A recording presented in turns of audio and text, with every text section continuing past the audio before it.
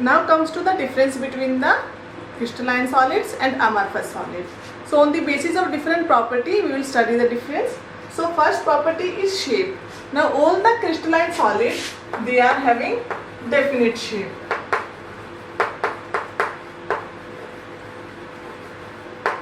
This is because the particles in crystalline solid, they are orderly arranged, that's why they are having definite shape. But in case of amorphous solids, they are having irregular shape.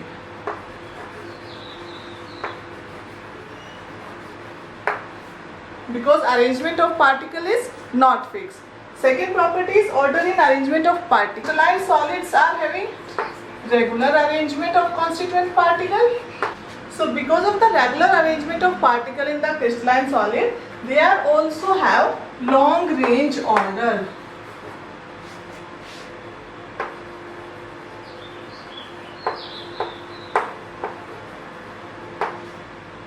Amorphous solids, they do not have regular arrangement.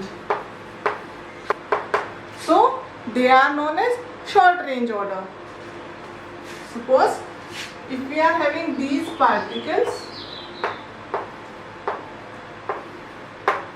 so if same arrangement is there in all the direction, so means the constituent particles are regular arranged and it is known as long range order. But if the arrangement of particle is varying, it is not fixed, so that is known as a short range order. Next come to the melting point. So in the melting point, all the crystalline solids, they are having sharp melting point.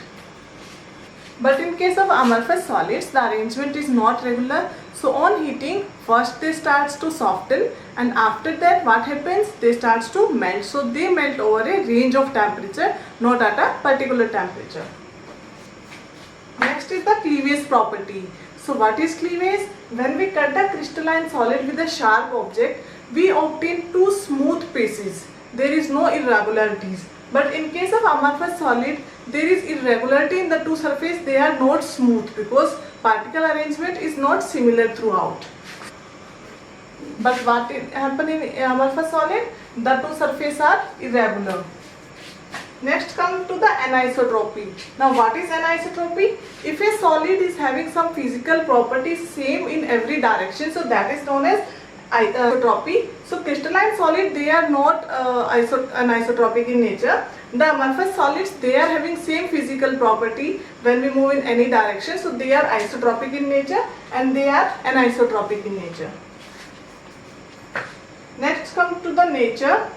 The crystalline solids are known as true solids and they are known as pseudo solids. They are not completely solid.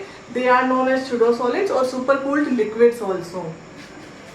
Now why they are called as pseudo solids? For example, if we take quartz glass, so after a long time or a long duration, the glass in the window, it starts to become thin on the top and it starts to thicken at the bottom. So its thickness is changing, means the liquid is, the solid glass is flowing towards the bottom direction. That's why they are known as pseudo solids also. Then comes to the enthalpy of fusion.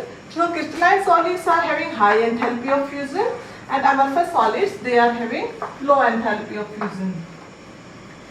So some common example we have discussed like NaCl, zinc nitrate and copper, iron. These are example of crystalline solid, and we are having glass, plastic, rubber. All these are example of amorphous solids. Thank you.